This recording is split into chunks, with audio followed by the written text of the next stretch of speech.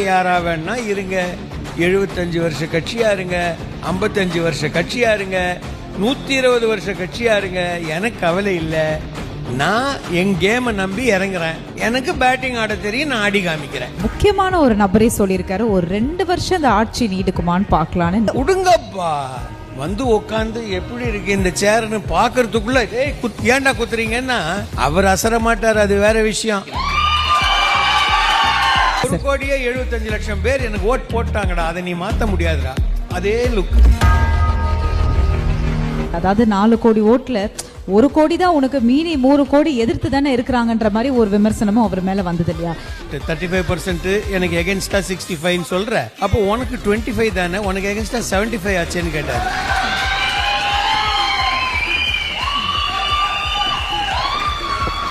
Running ரேஸ்ல இருந்துட்டு யார் முதல்ல வந்து வைக்கிறானோ அவன் தான் ஜெயிச்சான். பின்னால இருக்கிறவன் அரை செகண்ட் இருக்கலாம், பட் நீ நம்பர் 2 தான்மா. மெடல் இவனுக்கு தான். போக்கர் ஃபேஸ்ம்பாங்க எல்லாம். இப்படியே இப்படியே பார்த்துட்டு இருக்காப்ல.